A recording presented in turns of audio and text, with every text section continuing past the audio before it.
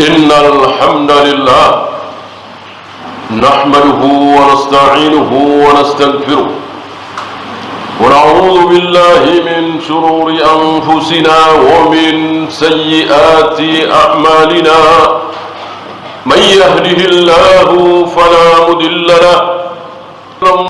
Ada satu kaidah besar dalam beragama ini yang banyak dilupakan oleh kita kaum muslimin.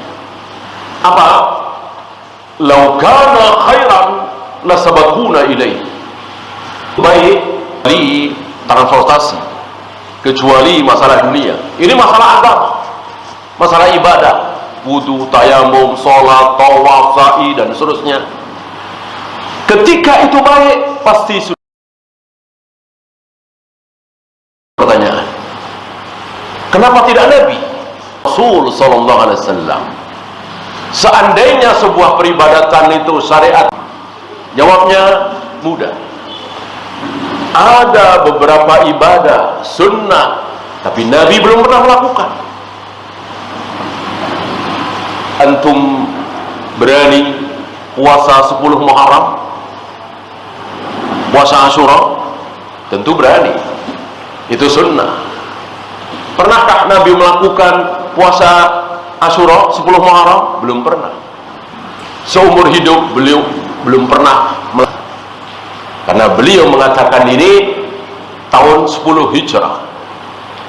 Tahun 10 Hijrah, andainya tahun depan aku, karena kita baru saja lepas dari kejahilian, maka akan aku rombak Ka'bah.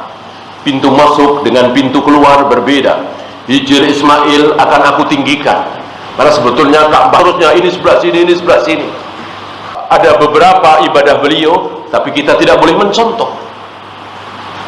Boleh kasur, tidak maksum. Adapun yang maksum hanya Nabi Muhammad sallallahu alaihi wasallam. Maka kaidah tadi menjadi tegak.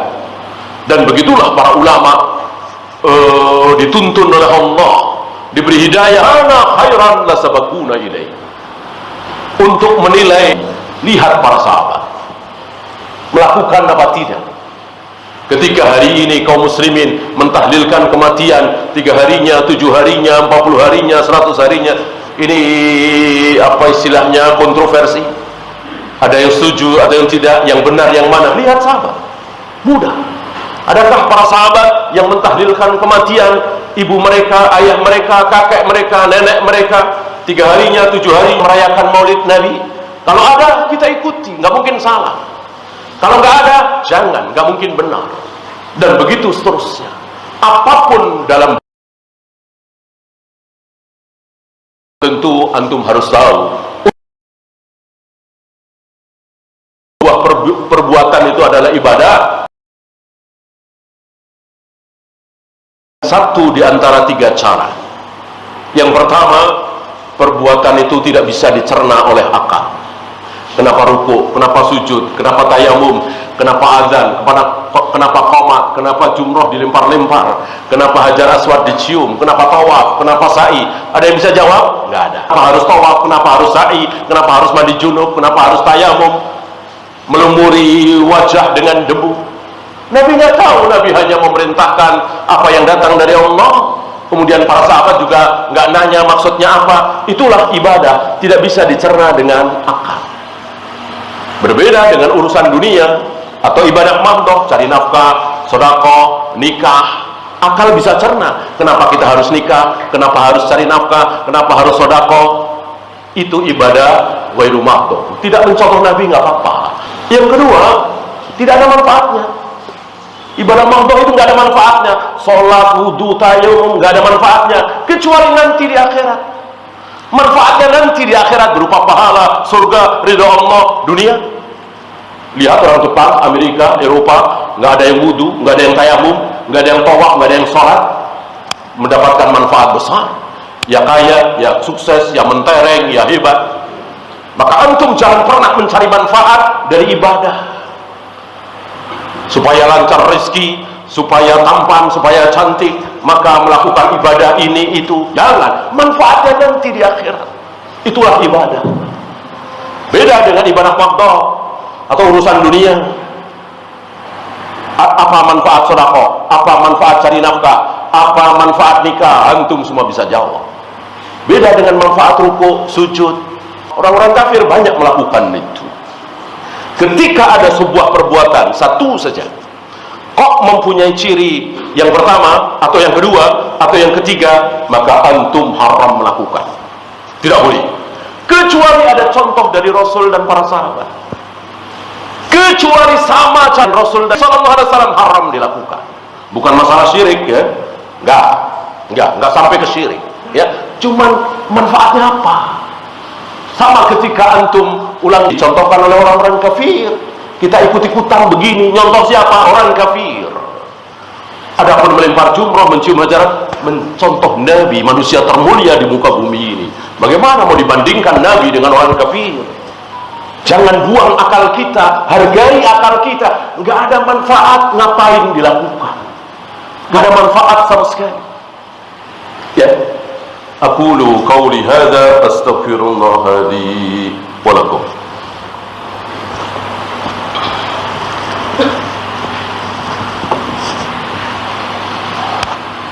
Alhamdulillah hamdan katsiran thayyiban mubarakan fi kama yuhibbu rabbuna wa yarda. Asyhadu an la ilaha illallah wahdahu la syarika lah wa asyhadu anna Muhammadan abduhu wa rasuluhu wa ba'd. Ayuhal ikhwah, apa yang dilakukan oleh kaum muslimin hari ini hampir rata-rata, bahkan semuanya itu mengikuti orang kafir, wabil khusus Yahudi dan Nasrani. Eropa, kita tahu lah Yahudi dan Nasrani ada di sana. Bahkan sesuatu yang sangat tidak masuk akal, konyol, tidak waras, tapi dilakukan oleh mereka, kaum muslimin ikut. Dan ini sudah dinubuatkan, sudah diramalkan oleh Nabi alaihi salatu wassalam 1400 tahun yang lalu. Kalian akan mengikuti Yahudi dan Nasrani.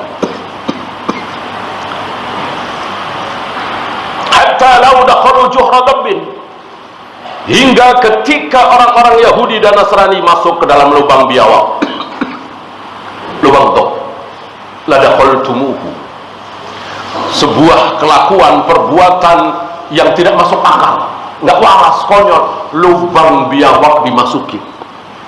Tapi kalau Yahudi dan Nasrani yang mencontohkan, kaum muslimin ikut. Apa yang disabdakan oleh Nabi 1400 tahun yang lalu sedang kita saksikan hari ini. Sekonyol apapun kalau itu kelakuan Yahudi dan Nasrani, kaum muslimin ikut. Ngundang ratusan bahkan 1000 orang ke undangan satu gedung, makanan mewah, minum ada. Ini kan konyol sekali, nggak waras ya. 200 tahun yang lalu, 300 tahun yang lalu kaum muslimin nggak kepikiran, tapi karena ini dicontohkan oleh Yahudi dan Nasrani, kaum muslimin ikut-ikutan. Saudara Rasulullah sallallahu alaihi wasallam, entah berapa banyak di Jakarta ini yang melakukan perbuatan seperti ini. Ini siapa yang mencontohkan? Siapa lagi kalau bukan Yahudi dan Nasrani? Termasuk tadi meletakkan tangan di jidat ya.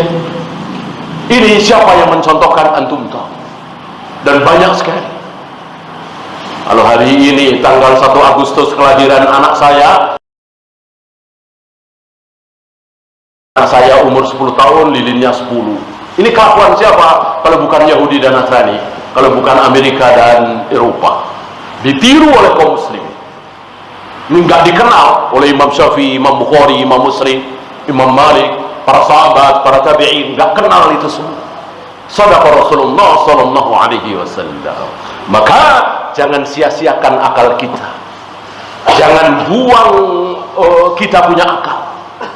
Ini nggak masuk akal, jangan ikut-ikutan, jangan latah, kecuali masuk akal. Siapa yang pertama kali pakai mobil Yahudi, kita ikuti, bolehkah? Ya boleh, kan ada manfaatnya.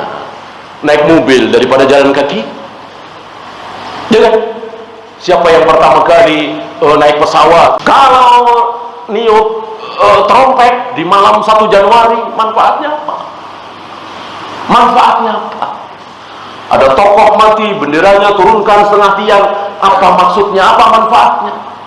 Emang kalau benderanya diturunkan setengah tiang, kemudian malaikat mungkar dan nakir nggak nanya? Ini kita membebek latah mengikuti Yahudi dan Nasrani. Sementara kita punya cara. Allahumma gfir lahu warhamhu wa'afihi wa'fu anhu. Ya Allah, ampuni dia, rahmati dia, ampunilah dosa-dosa dia. Ini cara dari Nabi alaihi salatu wassalam. Kita tinggalkan, malah diganti bendera setengah tiang, tembakan salvo dan seterusnya banyak sekali. Ini sedang kita saksikan kebenaran sabda Nabi alaihi salatu wassalam. Allahumma salli ala Muhammad wa ala ali Muhammad kama sallaita ala Ibrahim wa ala ali Ibrahim innaka Hamidum Majid. Allahumma ighfir lil muslimina wal muslimat wal mu'minina wal mu'minat al-ahya'i minhum wal amwat. ربنا لا تزغ قلوبنا بعد إذ هديتنا وهب لنا من لدنك رحمة إنك أنت الوهاب. ربنا آتنا في الدنيا حسنة وفي الآخرة حسنة وقنا عذاب النار. قيم الصلاة.